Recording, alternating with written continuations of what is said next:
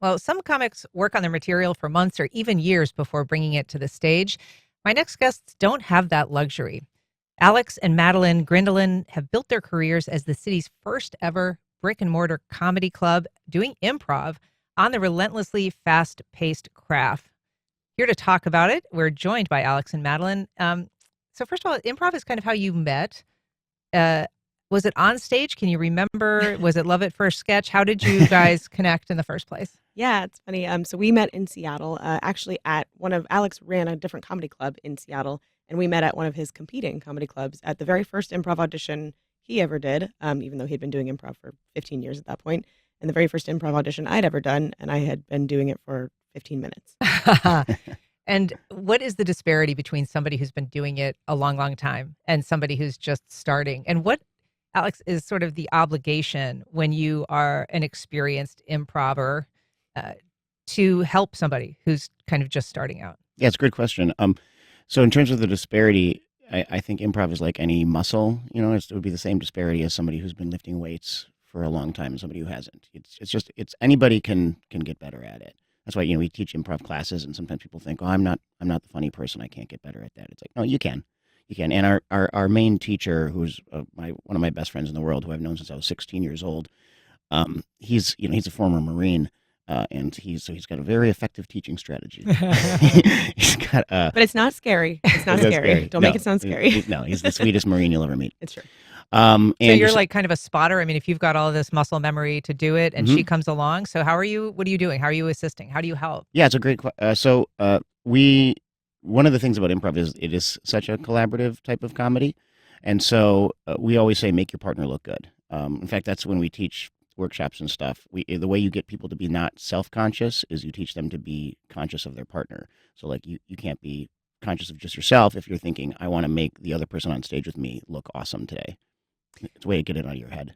You came here in about 2020, 21, and this club has been now running for a couple of years. What is the value of having like a permanent home for an improv comedy club? Well, it's huge, I would say, because I ran the Comedy Sports that's in Seattle. I ran it for 9 years, and I started that one very much from the ground up.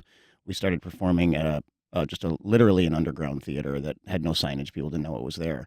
What, at midnight, right, or 10 p.m.? Yeah, we had our schedule was crazy because we were not the only group performing at that theater, and so our shows were like, hey, come see us this Friday at 8, and then we don't have any shows next weekend, and then the next weekend we have a show at Saturday at 10:30 p.m. And then it was just hard to gain traction with an audience that way.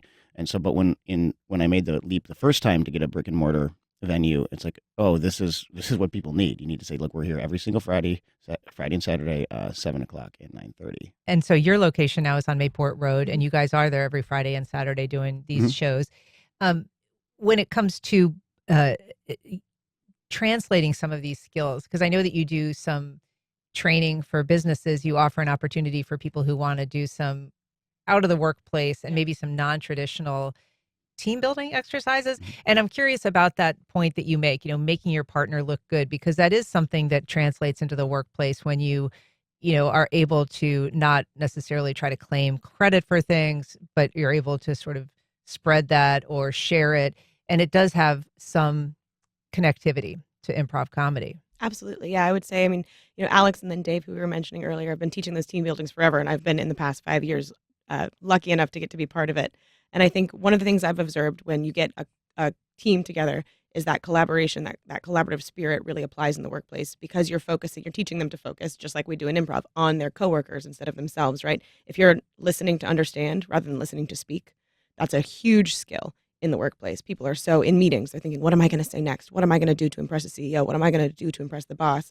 Whereas they could just be listening to their coworkers saying, wow, she made a great point. And I actually heard her this time because we worked together. It was and a sort of collaboration. learning how to repeat what they've heard, or to show that they're actually listening and not just waiting to say the next thing. Exactly. Yeah. And so when people are learning improv, they also have to really be vulnerable. And that, I think, is hard for a lot of people, for most people, I think instinctively, right? So I'm guessing you didn't wake up one day and just automatically say, like, I'm comfortable putting myself on stage and possibly looking like a fool. So how do you build that? Is it a callus that you're building, or is it a greater vulnerability? So I would say a lot of the improv exercises we do are, you have your class of, say, 16 people. and you do a lot. We do a lot of exercises that are fun and impossible to succeed at. And the what that does is it trains your brain to go, oh, it can be fun to fail in front of people. And that's, an improv show is that. It's like you're the clown essentially getting up on stage and putting yourself in situations where you're going to look like a fool in front of people, and then they applaud you for it, which is not a normal thing. And instead of worrying about your mistake, you're looking at people amplifying the mistake that you made and making it even more awesome, right? Everybody's like, that was the silliest, dumbest mistake I've ever seen, and I loved it. Yeah, I've heard it said that most people walk through their lives avoiding mistakes. Improvisers are chomping at the bit for the next one. Yeah. Well, improv comedy is great fun to watch, and I wish we had a little more time to talk about it. But if people want to check you out, or if they want to learn more about, doing something with their workplace or their coworkers, what's the best way to get in touch, and where can they see your shows? Yeah, so we're every single Friday and Saturday at 7 p.m. and 9:30. We're 2292 Mayport Road. Firstcoastcomedy.com is where folks can buy tickets. That's where they can sign up for classes. They can learn about our corporate trainings, team buildings. We have our next class starts up on March 25th. And we do a variety of different shows. February 6th is a really special show. People can go to our calendar and learn about the whole variety of shows that we have. All right. And then Instagram and our YouTube channel, we live stream our early show every single Friday and Saturday at 7 p.m. So if you subscribe to our YouTube, you can leave suggestions in the chat. We might use them in the live show. Excellent. All right. Well, Madelaine, Alex Grindeland, very nice to meet you. Thanks for coming on today. Thanks so much for having us.